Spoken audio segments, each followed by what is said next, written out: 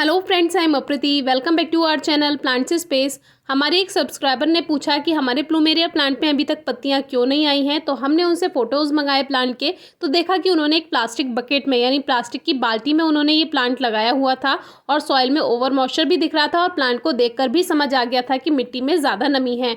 हमने कहा कि आप प्लांट बाहर निकाल कर देखिए एक बार, मिट्टी में ज़्यादा नमी होगी। तो जब उन्होंने प्लांट बाहर निकाला तो कुछ कंडीशन ये थी, यानी कि पूरी रूट्स गल चुकी थी, स्टेम गल चुका था और प्लांट की ग्रोथ का कोई चांस ही नहीं था। ऐसे में अगर प्लांट के ऊपर का हिस्सा यानी कि ब्रांचेस थोड़ी ठीक हैं तो उनको कट करके आप दोबारा ग्रो कर सकते हैं।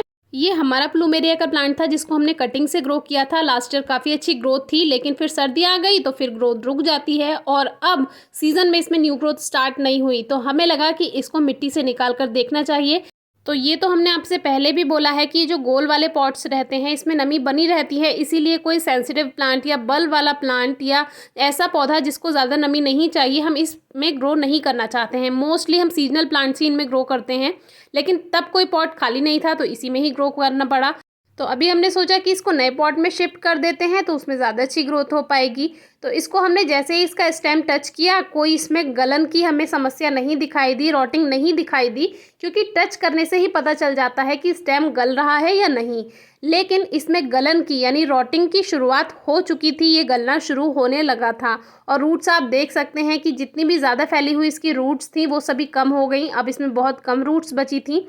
एक तरफ से देखने पर तो ये हरा है, लेकिन एक तरफ से देखने पर इसमें हल्का सा एक रॉटिंग स्टार्ट हो गई थी और अभी शुरुआत थी। हमने सही टाइम पर देख लिया और हम अब अपने प्लांट को बचा सकते हैं। तो यही काम आपको करना है। अगर प्लूमेरिया की कोई सी भी वैरायटी आपके पास है, उसमें अभी भी ग्रोथ नहीं हुई है, सीज़न जो कि गर्मियाँ और रेनी सीज़न होता है मोस्टली इसका ग्रोइंग सीज़न, तो अगर सीज़न में इसमें पत्तियां नहीं आ रही हैं तो आप एक बार प्लांट को बाहर निकाल कर ज़रूर देखिए। मिट्टी में ओवर मॉइस्चर हो सकता है और ओवर मॉइस्चर की वजह से ही ये प्लांट खराब होता है। तो देखिए साइड में तो ये एक तरफ बिल्कुल ठीक है, लेकिन जहाँ से इसमें रॉटिंग स्टार्ट हुई है उसके आसपास वाला जो पोर्शन है वो पूरा ब्राउन होना शुरू हो गया है, यानी कि इसमें हरापन नहीं है, एक तरह से पीला और इसमें कालापन सा है। तो वो दर्शाता है कि इसमें ओवर मॉइस्चर होना मिट्टी में शुरू हो गया था, जिस वजह से इसमें रॉटिंग भी स्टार्ट होने लगी है। तो अभी हमें प्लांट को ठीक कर लेना है। जो भी इसमें रॉटेड पोर्शन है, जो गला हुआ पोर्शन है, उसको हम अलग कर देंगे। कुछ दिन प्लांट को ऐसे ही रखा रहने देंगे कटिंग को, और जब वो पोर्शन सूख जाएगा तब इसको रीग्रो करेंगे, दोबारा ग्रो करेंगे। तो उससे क्या होगा, हमारा ये जो प्लांट है दोबारा से ठीक हो जाएगा, कोई परेशानी नहीं आएगी। यही आपको करना है।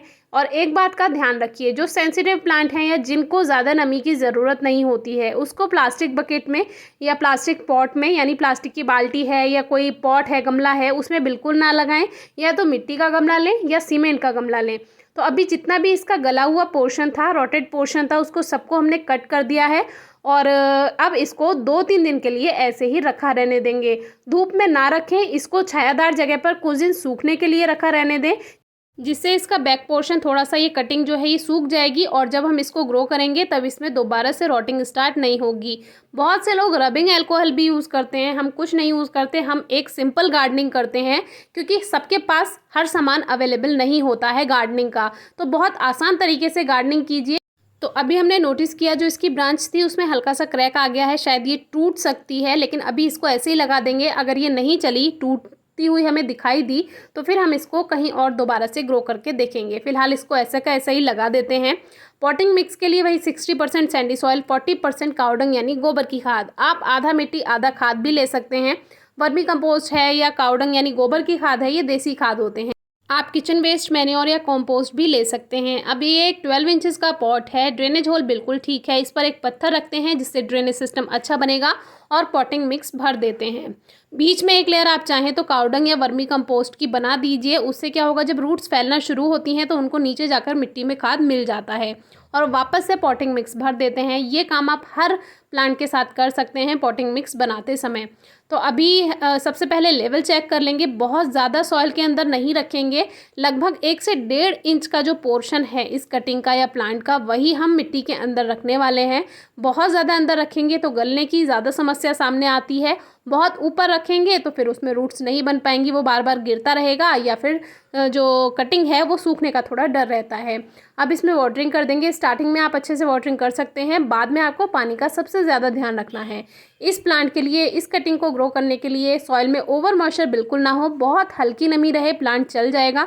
1-2 दिन पानी देना भूल जाते हैं तो कोई परेशानी नहीं है, लेकिन बहुत ज़्यादा पानी नहीं दीजिएगा। और सॉइल को सेट करने के बाद अब इसको डायरेक्ट सनलाइट में भी हम रख सकते हैं, कोई परेशानी की बात नहीं है। तो इस तरह से आप नई कटिंग भी ग्रो कर सकते हैं, या पुराना प्लांट है और वो बेकार हो गया है तो उसको भी ठीक कर सकते हैं। फिर भी कोई क्वेरी हो तो ज़रूर पूछिएगा। Thank you.